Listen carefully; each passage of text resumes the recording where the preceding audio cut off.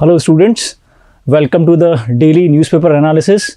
Today we'll be discussing about the newspaper articles which came on 2nd of February 2022, and very important, I would say, document of the government was published on 1st of February this year, the Union Budget, right? And we know that the Union Budget is being followed by the economic survey. The same class we had yesterday about the economic survey. Today we'll be discussing about the economic budget. Well, the economic budget or the union budget or the central government's budget do have two parts, right? So I'll be taking this session in two parts, part A and B, right?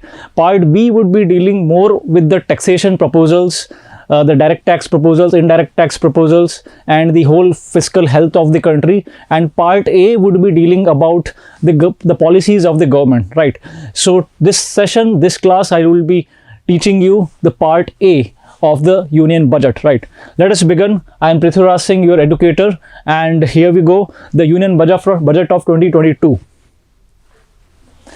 Well, students, before we head into understanding the nuances of budget, let me elaborate you or enlighten you about the concept of budget. Well, budget is a document which actually gives you the estimate of the annual revenue and the expenditure, right? And because it is a government document, it has to have a mention in the constitution, right? So the union budget do find a mention in the constitution under article 112 of the Indian constitution. I repeat, article 112, article 112 of the Indian constitution talks about the union budget, right? Because in accounting terms, it's not called as budget, it is called as annual financial statement, AFS, right? As you can see on the screen, AFS, annual financial statement. As we have the budget for our home, right? Whatever we earn and how much we spend, right? Either we are saving or we are, in deficit. Either we are saving or we are dis-saving, right? If we are earning, or if we are spending more than what we earn, we are actually in deficit, right? We are dis-saving. And if we are earning more than we expend, right, then we are in surplus, right? So as we prepare the budget for our home, similarly the government also prepares the budget for the whole country, right? And that is called as annual financial statement or the budget mentioned under article 112 of the constitution, right? As you can see on the screen, it is a statement of estimate receipts and expenditures, right? Receipts means the revenue that is being earned by the government, and the expenditure means the expenses, right, where the government is spending the money what they have earned, right, in any financial year, right? And in India, the financial year starts with 1st of April and it ends till 31st March, right, the next year, right? So our financial year starts with 1st of April, right?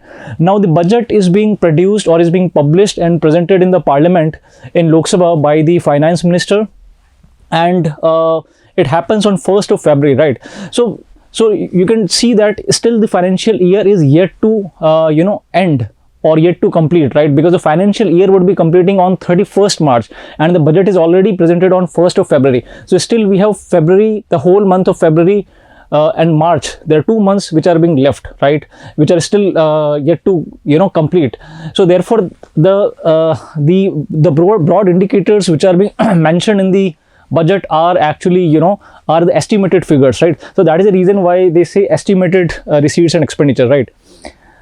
And the budget is being published by the budget division of Department of Economic Affairs, right?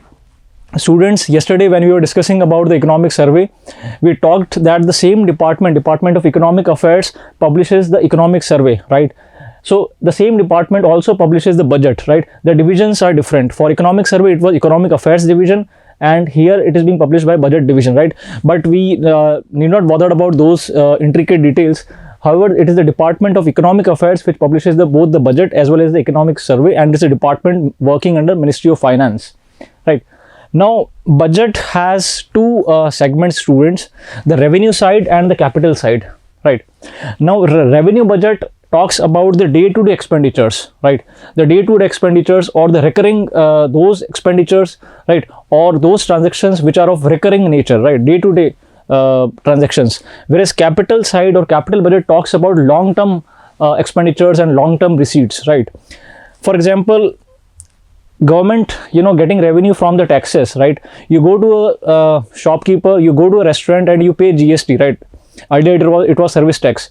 You pay service tax, you pay GST, right? And the GST is indirect tax you pay to the shopkeeper or the restaurant owner, and it in turn goes to the government, right? So there is an intermediary between the government and the consumer, right? So therefore they are called as indirect taxes, correct? So the government is getting revenue from the GST on daily basis, right? So because it has a recurring nature or day-to-day nature, right? So that is the reason why they are called as revenue budget, right? Whereas if the government is, let's say, spending money over building some dam, building some project, right, building some highways, so the benefit would be seen after probably after 2 years, 3 years, 5 years down the line, right? So those are called as capital budget, right, or the capital side of the government budget, right? Now in the revenue budget, you have revenue receipts and the revenue expenditure, right? So as you have the receipts and expenditure, we have the receipts and expenditure for both the sides, revenue side as well as the capital side.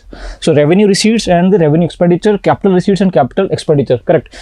Now this I am actually explaining you because in order to understand the intricacies or nitty-gritties of the budget, we must have a basic idea about the basics of the budget, right? So that is the reason I'm explaining you guys. Now revenue budget has revenue receipt and expenditure, and revenue receipts means those day-to-day transactions which are being incurred by the government, and they are like revenue for the government, right?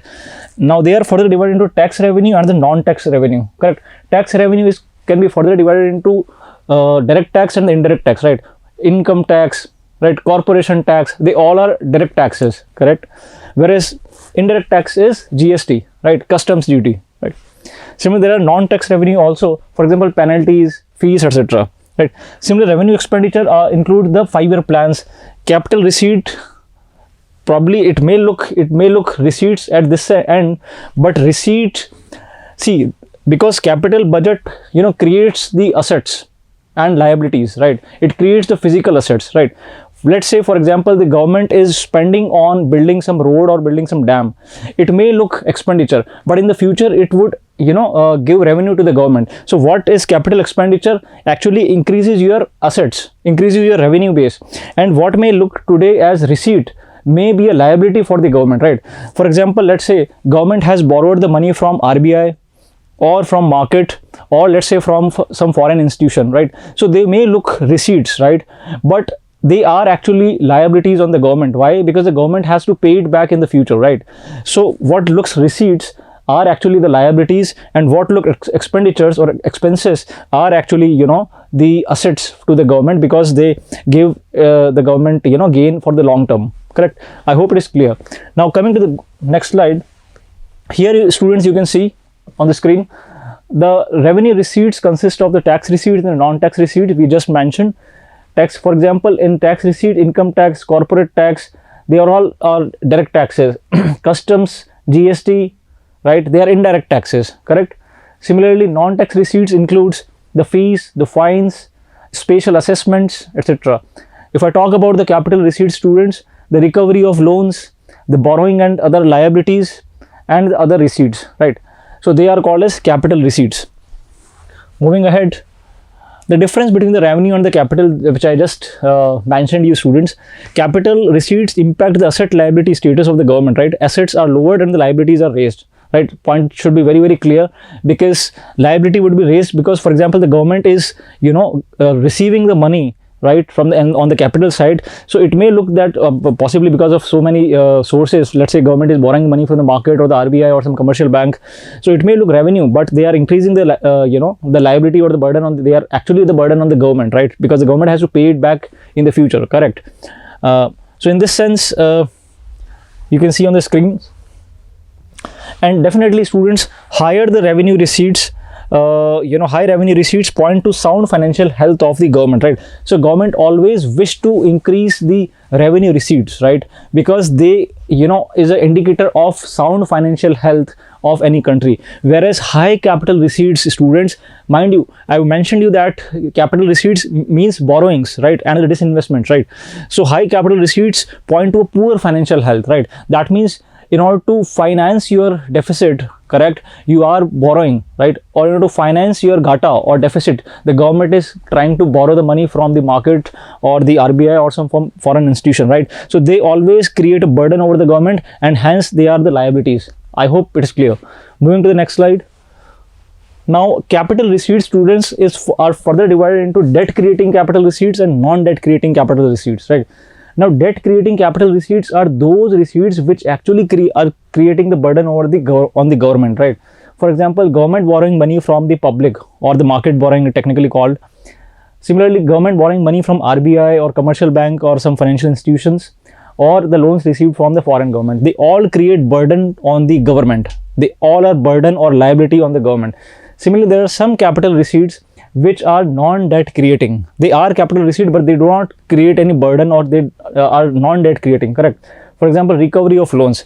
So for example, the government has given a loan to a foreign country, let's say, or to an organization. So it would receive the interest, right, over the principal, correct? So in this sense, they are the capital receipt which do not create the burden over the government, right?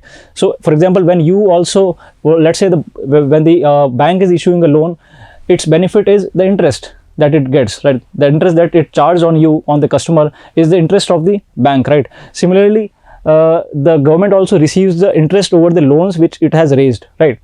Then the small savings, the PSU disinvestments, correct? So they all, disinvestment also is a capital receipt, right? Government selling its stake, from any public sector enterprise, right? For example, in any public sector enterprise, earlier the government had 80% of the stake, and now it has rolled back to 60%, or let's say 50%, correct?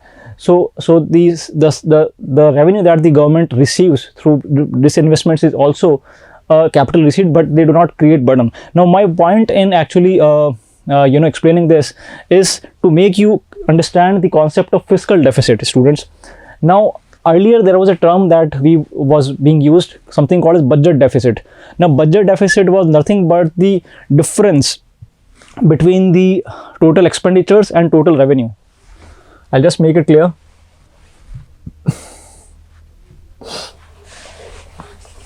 Earlier, the term that was being used prior to 1999 was budget deficit, which was total expenditures minus total revenue, right? And expenditure on both the sides, students, revenue expenditure plus capital expenditure minus revenue receipts plus capital receipts, right? So this was called as budget deficit. But the term budget deficit has been discontinued since the year 1999, right? So we are no more using the term budget deficit. We are not calculating budget deficit, but what the government is calculating is fiscal deficit, right? See, fiscal deficit gives you more accurate figure of the actual deficit, right? Because in the capital receipts, right? In the capital receipts, you have two segments: debt creating capital receipts and non-debt creating capital receipts, right?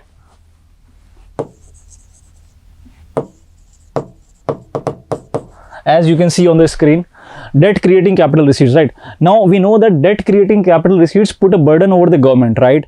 So what if we eliminate or subtract the debt creating capital receipt from the overall receipts, right, or the total receipts? You'll get the actual picture of the the borrowings that the government has to go ahead with, right? So therefore, students, fiscal deficit is equal to total expenditure, same, minus total revenue, excluding the debt creating capital receipts. So you subtract or you remove the debt creating capital receipts, correct? So these debt creating capital receipts put a burden over the government, and you ignore it, you remove it, you subtract it, while calculating the fiscal deficit, and then you will get the actual picture of the deficit, right? And in this way, fiscal deficit indicates the total borrowing requirements of the government, right? It indicates the total borrowing requirements of the government from all the sources, and fiscal deficit is the level of borrowing that a government does in a year, right? Targets for the fiscal deficit are set in terms of the percentage of the nominal GDP.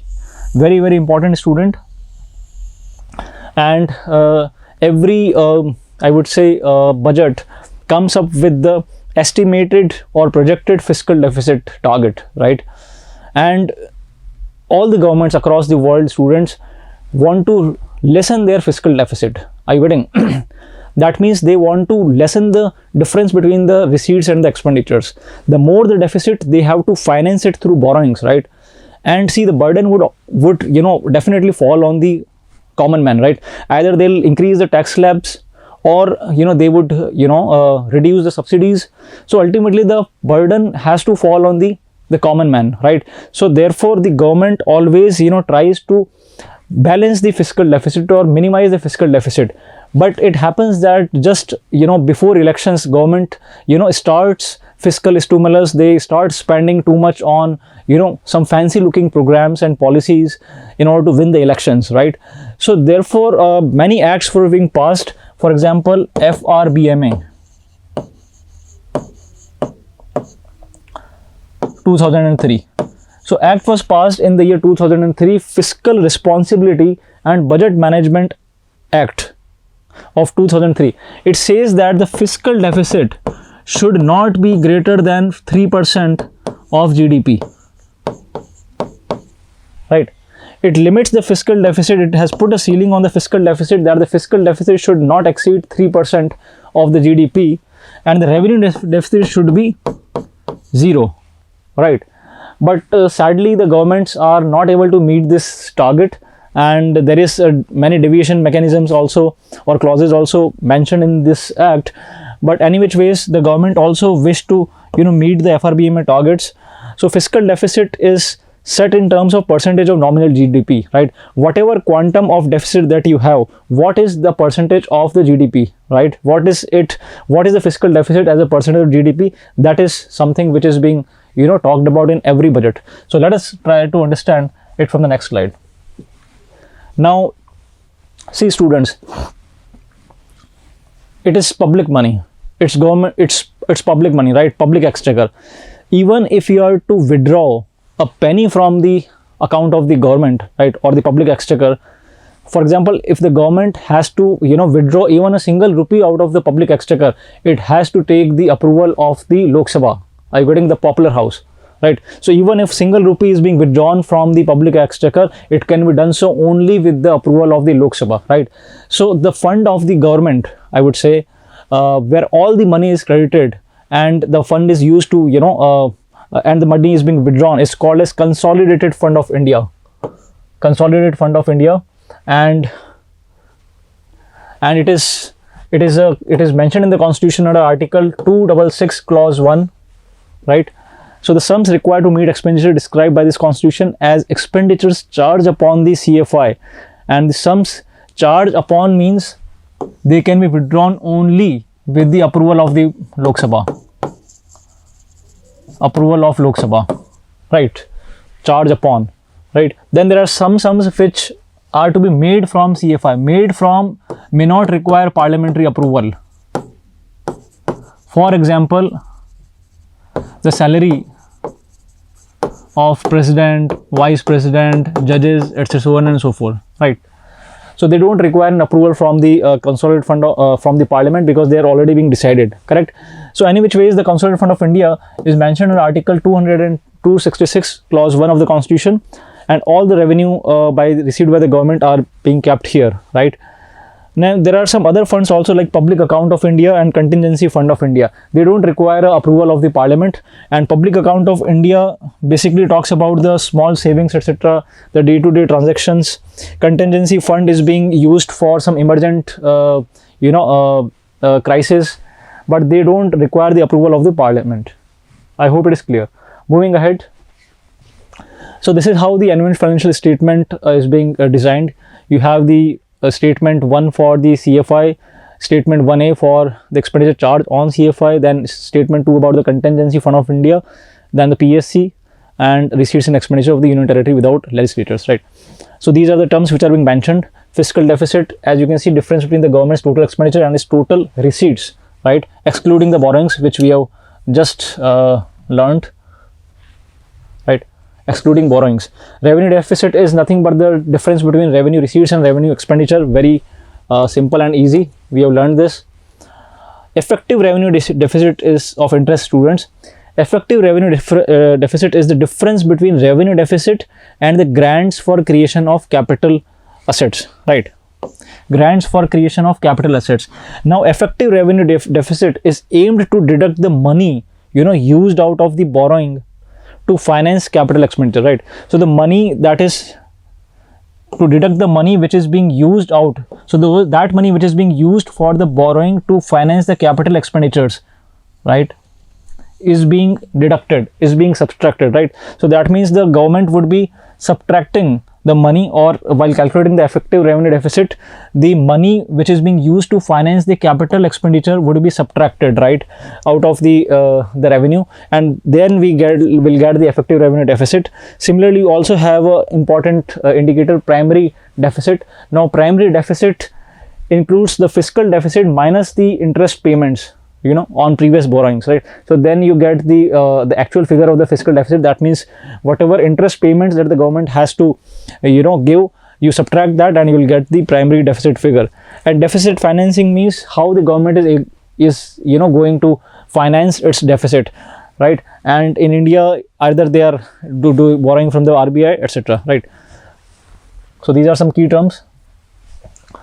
Now, so this is the difference, students. You can see on the screen, primary deficit is equal to fiscal deficit minus interest payments, and fiscal deficit is equal to budget expenditure minus budget receipts other than the borrowings, correct? And this is your revenue deficit, right? Now moving ahead, now let us come to the moot question, right? The Union Budget 2022-23, right? Now see, we are following the American way of mentioning this.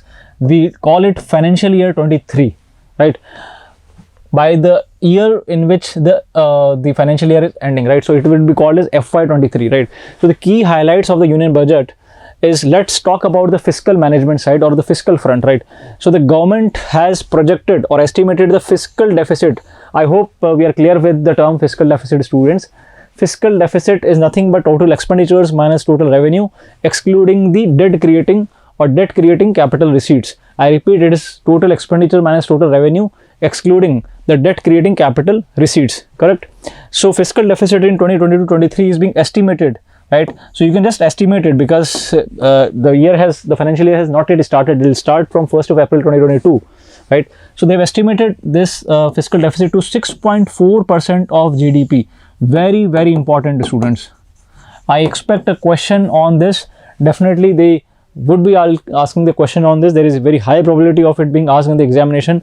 So they may ask you, what is the fiscal deficit projected or estimated for the financial year 22-23? So the answer would be 6.4% of GDP. I repeat, it is 6.4% of the total GDP, right? So it comes to 16.61 lakh crore. 16.61 lakh crore, right? Now the total expenditure in 22-23 is estimated at 39.4 lakh crore, right? So the government has decided that in 2022-23 or financial year 23 we would be spending 39 lakh crore, right? See, students, we have around, the GDP of our country is around 220 lakh crore rupees, right? So out of 220 lakh crore, right, the government is spending 39.45 lakh crore. At the same time, the government is receiving, or on the receipt side, other than the borrowings, right, it is estimated at 22.84 lakh crore, right? So the difference between the total expenditure and the total receipt is called as the fiscal deficit, and it comes to around 16.61 lakh crore, which is 6.4% of the GDP, right? So they all are estimated figure, right? Estimated figures, because the financial year is yet to start, in fact. Now let's move ahead. Now the key figures of financial year 21-22, right?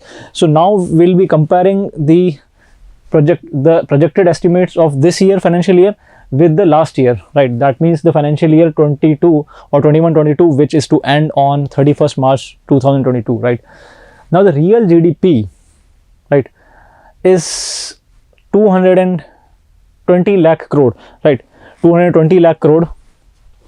Now this is wrong, I would say, mentioning.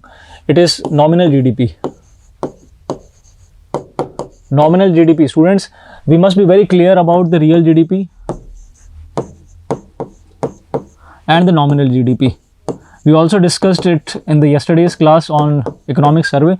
Real GDP is a GDP calculated at base year prices, right? So in India, the base year is 2011-12, and we calculate the GDP. When we calculate the GDP at the base year prices, it is called as real GDP, right?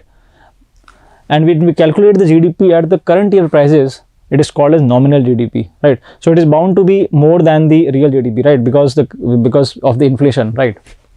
The prices have increased, correct? So the nominal GDP is 220 lakh CR.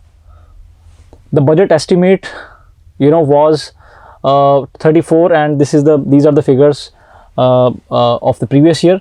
However, the fiscal deficit of the previous year is the revised estimate. This is called a revised estimate.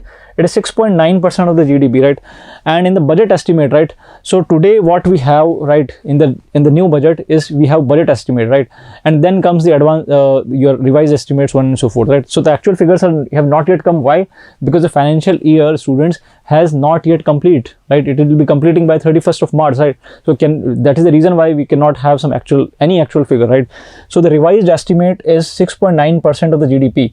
However, it was being estimated when the previous budget was being presented. It was estimated that the fiscal deficit would be 6.8% of the nominal GDP, whereas it has shot up because of the pandemic and other reasons to 6.9% of the GDP, right?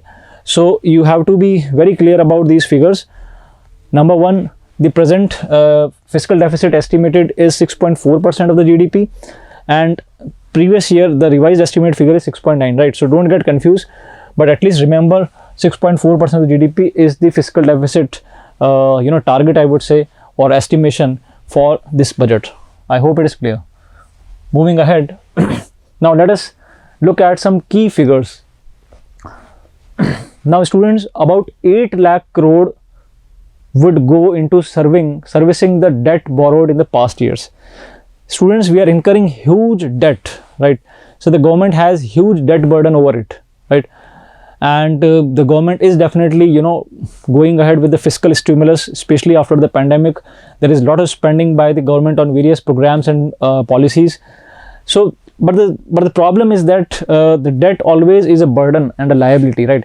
So if your economy is not working, right, and there is a huge debt, so definitely you are gonna fail, right?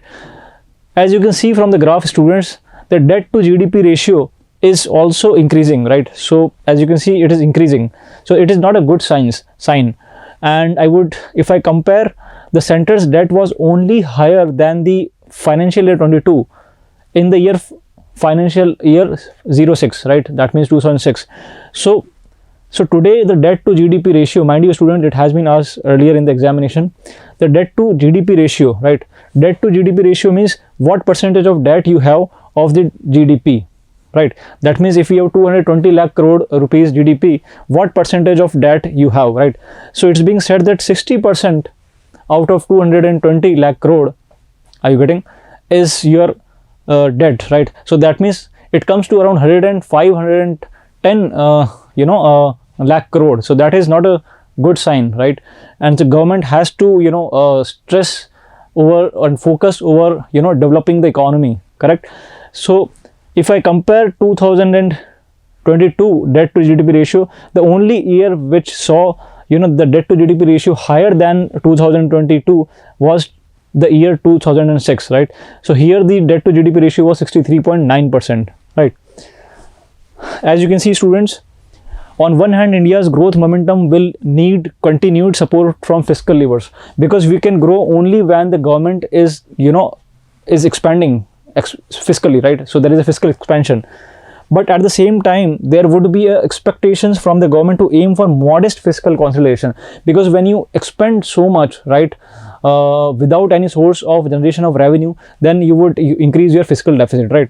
So the government has to balance, or has to strike the fiscal consolidation, so as to be able to bring out its fiscal deficit to 4.5% of the GDP by the year 2025-26, right? So students, very important, the government has set for itself a target that the fiscal deficit has to be 4.5% of the GDP by the year 2025-26, right? So but today, as you know, that we have set for ourselves how much? 6.4% of the fiscal deficit target. So we have to achieve 4.5%. So it's still a long way to go. Moving ahead, here you can see the debt to GDP ratios. As you can see, it's increasing. 2021-22, it has increased, right?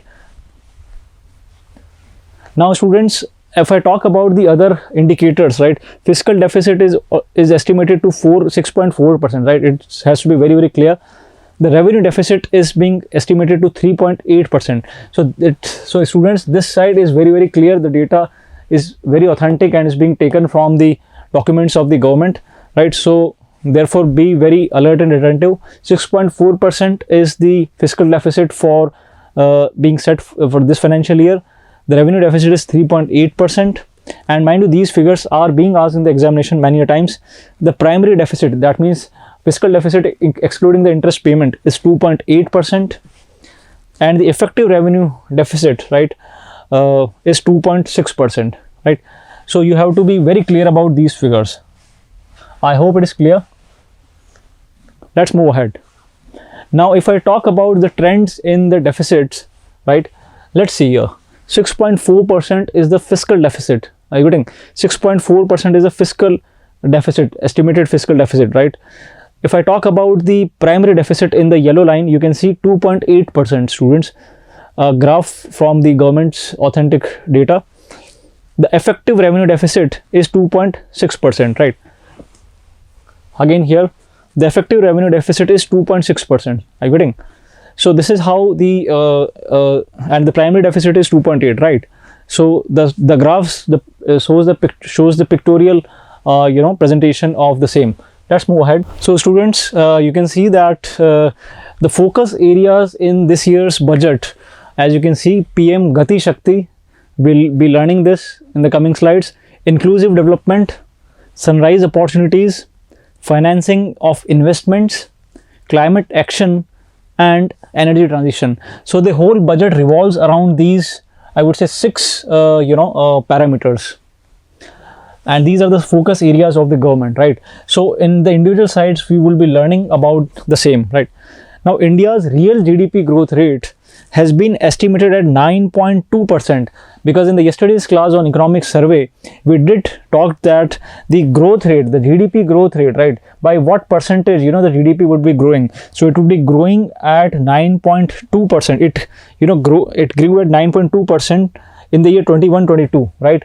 And it is being projected, so this is the real GDP growth rate for the year 21-22.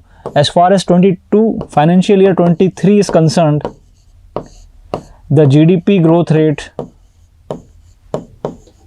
is being estimated at 8 to 8.5%, 8 to 8.5%, correct?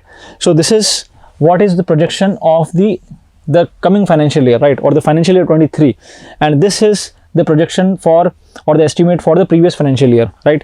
So government has said that this growth which was there in the previous year, and mind you, it was a pandemic year, so in this case, in this sense, we are the highest among all the large economies, so that is a positive sign.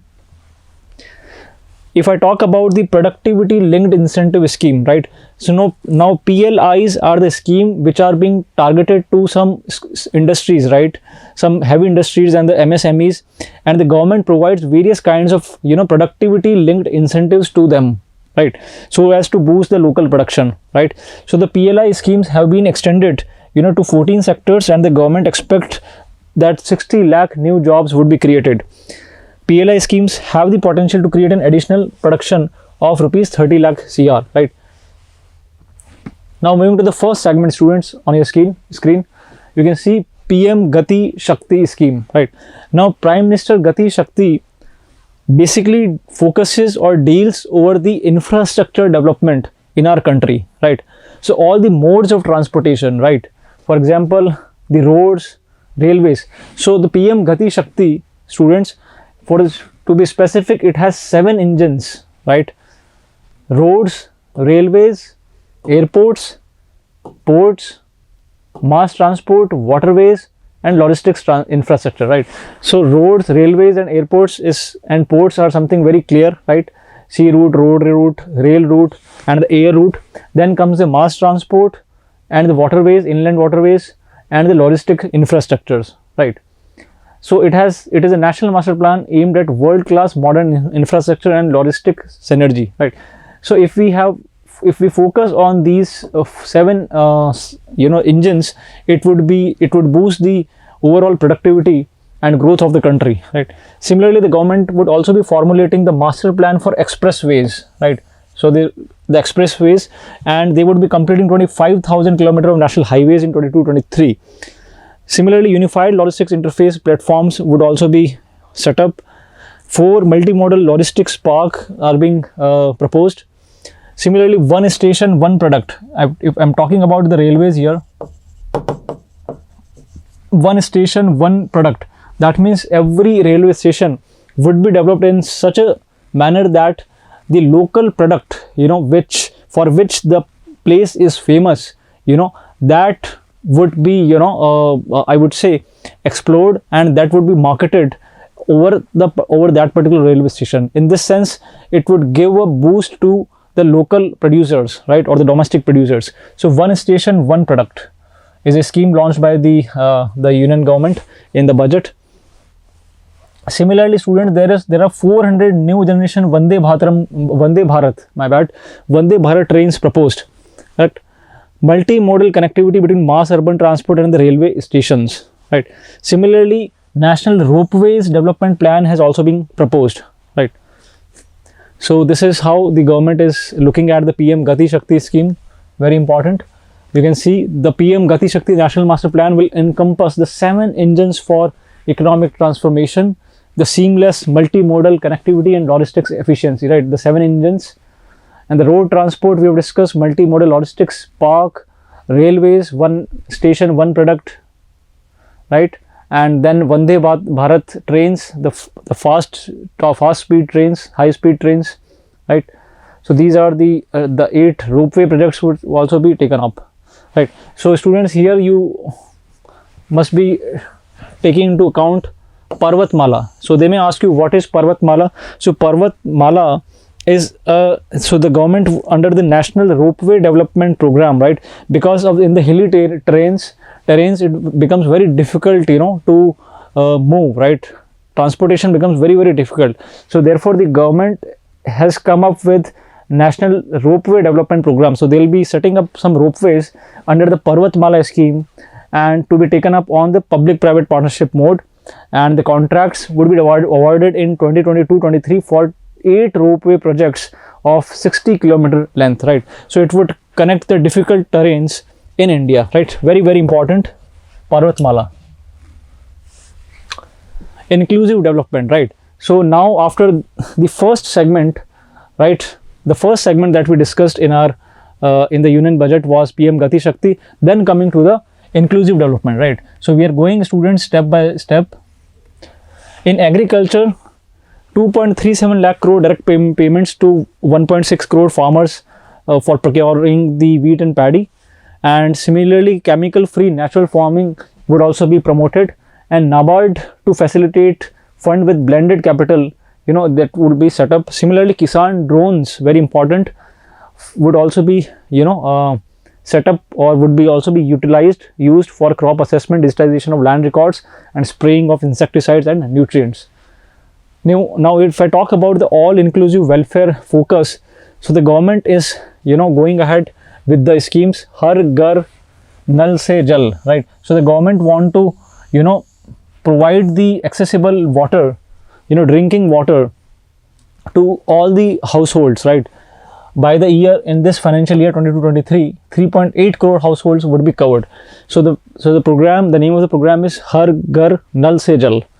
Similarly, under Pradhan Mantri Awas Yojana, 80 lakh houses would be completed by the end of this financial year. Very important, PM Divine. Now it is a program of the government to fund infrastructure and social development based on in the northeast area, right? So in the northeast area, the infrastructure and social development would be built up. Similarly, aspirational blocks program is also being set up. Vibrant villages program, student, very, very important. This is also one of the very important programs of the government. Now this program would be targeting the development in the border villages, right, in the northern border left out, which are being left out from the development gains. Digital banking via post offices, so very, very important, students. 100% of the post offices to come up on the core banking system, right? So all the post offices would be, would come up in the core banking system. Similarly, the government would be promoting the digital payments, the scheduled commercial banks to set up 75 digital banking units in 75 districts, right? So students, PM Divine is very, very important. Har Ghar Nal Se Jal is important. Vibrant villages program is also very, very important data, right? Now the government has, as you can see on the screen, has also proposed Ken Betwa link scheme. Now student, the Ken Betwa project, Ken and Betwa are the tributaries of Yamuna river, right? And Yamuna in turn is a tributary of Ganga river. So Yamuna has many tributaries: Ken, Betwa, Son, even Chambal is a tributary of Yamuna, right? Now Ken and Betwa, so you have here Ken river. I'll just mention this. You have here Ken river, and then you have Betwa river here. So this flows towards north and joins Yamuna, right, which further joins Ganga near Allahabad, right? So you can see the question they may arise, that which tiger reserve is located at the banks of Ken river. So it is Panna Tiger Reserve in Madhya Pradesh, right? So a link canal is being proposed, and it would join Ken river with Betwa river, right? So this area, right, which is this area, the large area in Madhya Pradesh would be irrigated, right, because of this canal, right? Similarly, you also can see many other projects who are being built by the government, right? So Ken Betwa project is very, very important, right? It's a 1400 crore outlay is being given.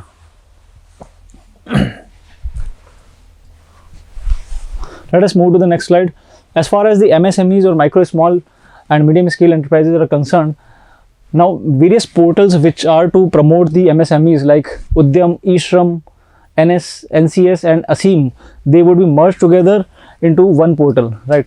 And 130 lakh MSMEs would provide additional credit under the emergency credit linked guarantee scheme, right?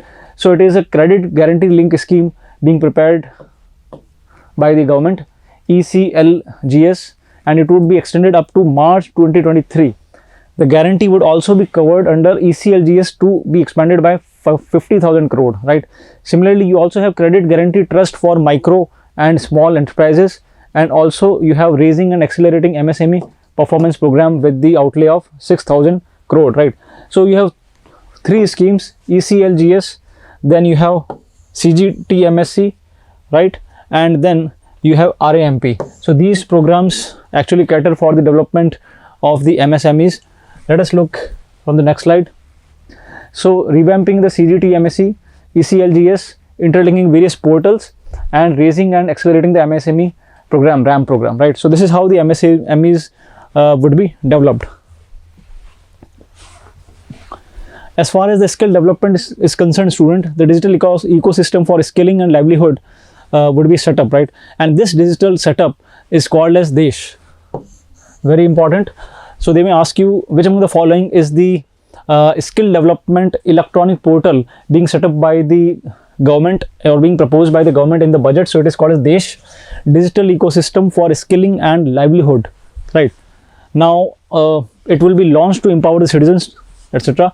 And very important, student, the government has also started to facilitate Drone Shakti, right? Now Drone Shakti would be a program wherein the various skill development institutes like ITIs, here the candidates or the students would be trained, to actually float the drones, right, or to get the know-how or technical details of the drones, right? So this program is Drone Shakti through varied applications and for drone ASA service, right? So Union Budget has pushed for the promotion of drones through startups and skilling at industrial training institutes, ITIs, right? And where many applications would be prepared, like drone ASA service, right? So very important, drone A Shakti. So it is the skill development program, right, for the new generation students. Now, as far as the education is concerned, the government has come up with one class, one TV channel program of PM E-Vidya, right? So you can see here, Prime Minister E-Vidya, right? So Prime Minister E-Vidya to be expanded to 200 TV channels, right? So they'll be providing the virtual classrooms, virtual labs and skilling e-labs would be set up, and a digital university is also being proposed, because after pandemic the world is actually into the online mode. So therefore the education, etc., everything is being imparted online. So a digital university is also being proposed, right? So these are the nuances of the E-Vidya, and under the part of Atmanirbhar Apna Bharat program, right, a high quality e-content will be delivered through digital teachers, right, and a digital university, as we just discussed. Now this is all about the PLIs that we just mentioned a few while back. Let us move ahead. If I talk about the health and nutrition, an open platform for national digital health ecosystem, right, is being launched, national digital health ecosystem, and here it would consist of all the registries of the health providers and the health facilities, UHID, consent framework, and the universal access to the health facility, right? Now also the government is launching national tele mental health program, and this is in collaboration with NIMHANS. NIMHANS is an institute, right, National Institute of Mental Health and Neurosciences. So a I would say health program, tele mental health program is also being launched by the government. The government will be launching, and the IT support for this program would be given by IIIT Bangalore, right? And even 2 lakh Anganwadis would be upgraded to Saksham Anganwadis, right? Now as far as Har Ghar Nal Se Jal we have just discussed. So now Vibrant Village program, which I was discussing, that the villages at the borders, right, would be developed so that they integrate into the mainstream process of development. So the border villages with sparse population, would be covered, and the Vibrant Village program has been launched to ensure the inclusion of these border villages in the mainstream. So they would be going ahead with the construction of infrastructure, housing, tourism, road connectivity, so on and so forth, right? Similarly, as I just mentioned, the northeastern region, right, the Prime Minister Development Initiative for Northeast is called as Prime Minister Divine. It is a development initiative for the Northeast, right? So the infrastructure development program would be, started by the government in the Northeast region, and outlay of 1500 crore is being sanctioned. Similarly, PM Divine will be implemented. Very important, student, the examiner might ask you over these lines, that which agency implements the PM Divine. Divine is development initiative for Northeast states, right? So the agency is Northeastern Council. Now NEC is a statutory body. A statutory body means it is being formed by the act of the parliament, right? It is a statutory body formed in the year 1971, and it came into being in the next year, and it is being headquartered at Shillong, right? So it includes 8 states of North India, right? All the 8 states, the 7 sisters plus Sikkim, right? And Sikkim was added in the year 2002, right? So it includes the respective chief ministers of those states and the governors, right? So CMs and the governors of all the 8 northeast states are included in Northeastern Council. And very important, it functions under Ministry of Development of Northeast region, right? So you have a Ministry of Development, separate ministry for the development of Northeast region, also called donor Ministry of Development of Northeast region, right? So very important detail. I expect a question to be asked on these lines, right? Now about banking, the government has also come up with the e-passport facility now the passports would come up with chips, embedded chips and futuristic technology, and the land records management, etc. Those things are also being talked about. Some AVGC promotion task force are also being built up, which talks about animation, visual effects, gaming and comic promotion task force to set up to realize the potential of this sector. Similarly, export promotion, the SAYS Act will be to be replaced with a new legislation to enable states to become partners in the development of enterprise and service hubs. So they propose that the SAYS Act has to be replaced. As far as the investment in defense is concerned, we also want the defense sector to be Atmanirbhar, and very important, students, 68% of the capital procurement of budget has been earmarked for domestic industry, right, in this year, right. So in the last year's budget, the percentage of capital budget which was being allocated for defense sector was 58%, and this time it has been increased to 68%. So it has seen a 10% increase. Very, very important data. Then independent noble umbrella body would be set up to test and certify the requirements, and R&D etc. has also been talked about, right. Now let us talk about the telecommunication. Now the government has clearly mentioned that Bharat Net Optical Fiber project will be completed by 2025. Now students, Bharat Net Optical Fiber project is a project which is is being launched to connect the rural areas, right. So it's a Digital India under the Digital India program. It was to provide the high speed connectivity of the internet in rural areas, right. So very important, Bharat Optical Fiber project, or Bharat Net Optical Fiber project, and it would be connecting the rural areas, digital connectivity of internet in the rural areas at an affordable price, and it is the world's largest rural broadband connectivity project, right. So the government intends to complete it by the year 2025, and spectrum auctions also would be conducted in this year to facilitate the rollout of the 5G mobile services by private telecoms in 2023, and the government expects around 27% on 1 year fall in revenue from the telecom sector, right. So this is clear. Moving ahead, the sunrise opportunities, right.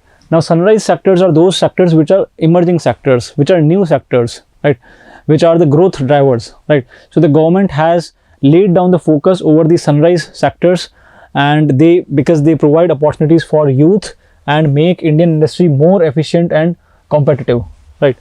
So the government is intending to boost R&D, research and development in these areas. So these are the sunrise sectors which are being listed by the government. Very, very important: AI, artificial intelligence, geospatial systems and drones, semiconductor and its ecosystem, space economy, genomics and pharmaceuticals, green energy and clean mobility system, right.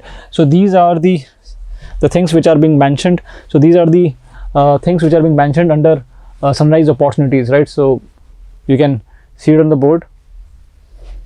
As far as energy transition and climate action is concerned, the government has allocated 19,500 crore for PLIs, which we have just mentioned, in building solar modules, right, the solar PV modules, to meet the goal of 280 gigawatt of installed solar energy, right, by the year 2030, right. So the government has made a goal of 280 gigawatt of installed solar energy by the year 2030, and for that the government has allocated 19,500 crore for PLIs for manufacturing the solar modules, right. Even the government has set up 4 pilot projects to set up for coal gasification, right. Coal gasification is, student, when the conventional coal or conventional I would say the fuel is being mixed with the traditional one, right. So this is what is coal gasification. Let us see from this slide. 5 to 7% biomass pellets would be co-fired in thermal power plants, right. So the government is also talking about biomass pellets and how we can generate energy from the same. So this is how you can see this is renewable, and from the biomass pellets you can generate the thermal energy. Similarly, 4 pilot projects would also be set up for coal gasification, right. So coal gasification is a process of producing syngas, and this is used for transportation fuels, right. So from the coal, you are from a chemical process, you are to produce some syngas, and that would be help in transportation fuels, right, transportation fuels correct, and conversion of coal into chemicals. So because we know that coal is a fossil fuel and it emits huge pollution, so the government is thinking of coal gasification and converting the coal into chemicals, right, to actually go ahead with the green economy, right. We all would be knowing that in the conference of parties, the government prime minister has decided and set the target of 500 gigawatt of renewable energy to be achieved by the year 2030, right. Government is also talking about mobilizing resources. Data centers and the energy storage systems would be given infrastructure status, right. Blended fuels would be promoted by the government for sunrise sectors, right. So I was talking about the blended fuels, where the traditional fuel, for example, the petrol is being mixed with, you know, some other alternate fuel, right. The traditional fuel or the conventional fuel like petrol is being mixed with, let's say, a alternative fuel, right, like ethanol.